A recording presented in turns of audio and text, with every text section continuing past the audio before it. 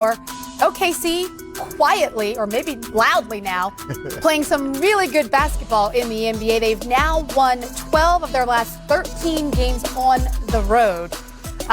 Very interesting ending there. I'm Stephanie Reddy. We've got Cappy Pondexter, Brian Shaw, and Kevin McHale here in the studio. You guys, when you were watching the end of that game, you could almost choreograph and predict what was going to happen. B. Shaw, you called the Chris Paul jumper. Kevin, you called the Jayson Tatum fadeaway, and Cappy, you knew exactly who they were going to go to. Cappy, your thoughts on how that game ended? It was a terrific game. I think, OKC, if you allow them to stay around in the game, that they have the possibility and the strength to actually win a game. And Chris Paul and Schroeder, they did a tremendous job of leading his team to a victory today. It's been very interesting to watch. They've now won 6. Quite a bit. That's a rinse, wash, and repeat deal for them. they hang around on the road. They make plays late. They win these one-possession games. And the whole time, Brian, we were talking, I said, they're going to mess around and win this game by possession, because that's just kind of what they do. They have an unbelievable, right now, faith in their ability to win close games on the road, which is tremendous to watch. They made that game happen. Schroeder chasing him down, they made that game happen. We were all talking about this may be one of Chris Paul's finest works of art this season. 28 points, 6 rebounds, 7 assists. He said, here's an updated look at the Western Conference standings. Oklahoma City sitting in the 6th position, and Houston, we have a problem. Yeah.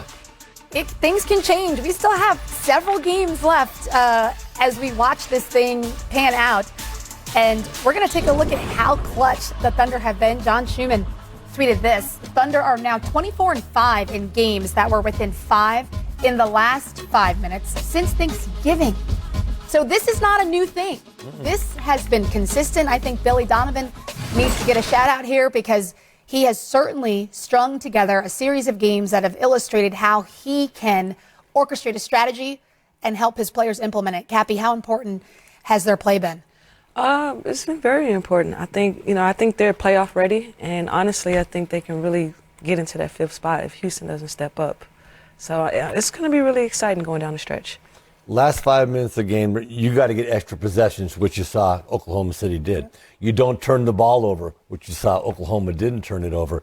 You've got a defensive rebound to your board, which they did on those missed layups. There are certain things you do. In our league, I learned a long time ago, for the old gnarly vets that I came in as an idiot rookie, they said, look at Rook, they'll give you more games than we'll win.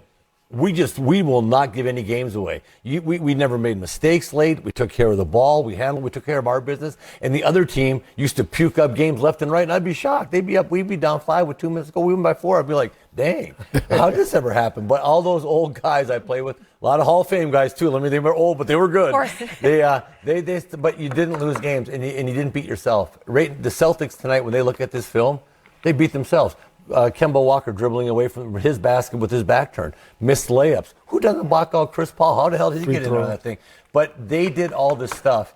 And again, I can't tell all those young fellows out there that are playing basketball and want to get good. The last 5 minutes of the game, a lot of times you just don't have to beat yourself. You just be solid. You play good, solid basketball and let the other team give you the game. And Oklahoma City has figured that out. 24-5 in tight games, Brian. That's impressive. Yeah, and you talked about Billy Donovan and, giving him some kudos. First of all, for selling this team that they could be as good as they are right now. Everybody thought that they were going to tank going into this season. And, but they sold the idea to this team that Chris Paul bought in, and everybody else kind of fell in place. The 24-5 in close games, 5 or less, since Thanksgiving. But the other impressive thing is now they're 19-4 on the road since the beginning of December, which is incredible. And when you look at them in the 6th spot right now, they're going to start off the playoff series, whoever they play against, on the road. So this bodes well for them. The confidence that they're building, whether they're playing at home or playing on the road, that they can get it done. And so, you talked about all the little things that they did, hanging around to give themselves a chance to win. And, Chris Paul's been there and done it before. Steven Adams is a tested veteran. So is Gallinari. And then, go back to Billy Donovan again, keeping Schroeder in his position coming off the bench tonight. He started Ferguson and Alexander's absence, and he was able to really finish the game strong tonight for them. That's a good point, Cappy. Did this game sound any alarms for the Boston Celtics? I do know they're not 100% healthy, but we've talked on some things that were controllable, unforced errors. Yeah, I think, this late in the season, you have to be so focused on what the common goal is, and that's ultimately to compete for a championship. And I think to make plays like that late in the stretch, to me, seems unfocused. So I think they just have to get back to the drawing board and really focus on what it is they want to do. We will see. I mean, only time will tell, right, as we take a look at this stretch ending the regular season. 11 games in the NBA today. 111 to 105, your final score. And a fifth straight win for Utah, all over, of course, Eastern Conference competition. But you talk about winning the games that you need to win, because as we look at the top 5 in the Western Conference, the race for playoff seeding there, I think, is probably hotter than ever. It really is. And look, the Lakers got a huge win at home, playing the Bucks last night, and got another huge game tomorrow, versus the Clippers. I don't know, is it a home game or a road game? But I know it's in Staples. Technically a home game for the Clippers. Okay. This one. Still in Staples. You played on both teams, huh? Right, yeah. Only thing changed was the colors. Yeah, well, I heard the family room was a lot worse on the Clippers side than the Lakers side, especially now. Several aspects of the arena. It's a little different. The game is Sunday, 3:30, ABC. The Lakers, at this point, have a 5.5 game lead in the standings, but the Clippers can extend their win streak to 7. It may not make that big a difference. Well, it doesn't make a difference at all in the standings if the Clippers win it, but could it be a statement for that team? Huge statement. I think when you look at the road ahead for the Lakers right now, it's very important that they get a quality win versus the Clippers, as they're all healthy and out there. And they're assembled and they're playing great basketball, like you mentioned. They're currently on a 6-game win streak, and this is a home game for them. This will be a great statement opportunity, just like LeBron made last night, head-to-head, neck-to-neck with the MVP discussion. Giannis literally put the crown on his head in Milwaukee. Yeah. I'm the king.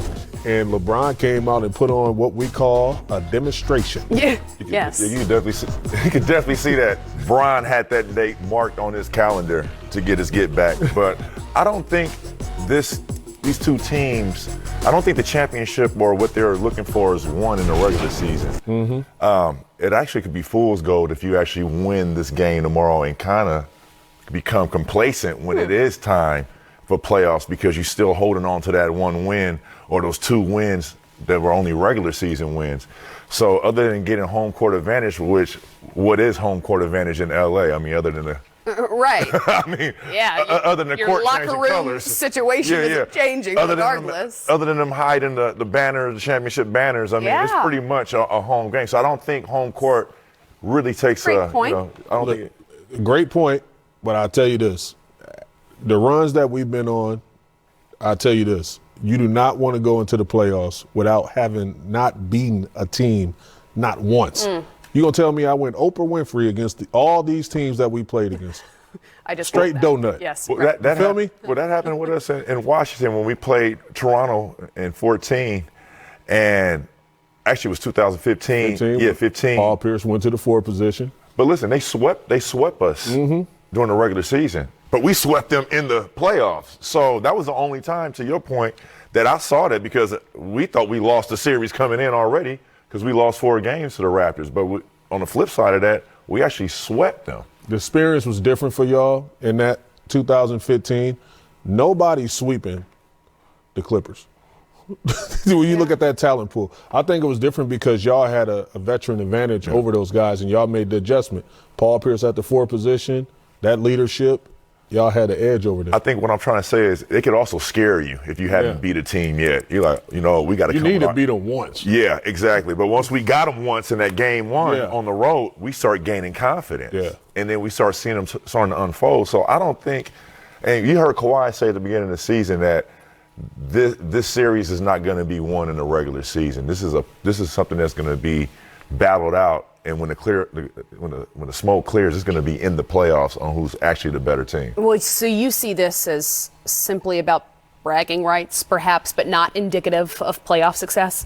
I don't think LeBron care about bragging rights or anything like that, but I think his not sense for him specifically. Yeah, but I think the sense of urgency is different now. Yeah.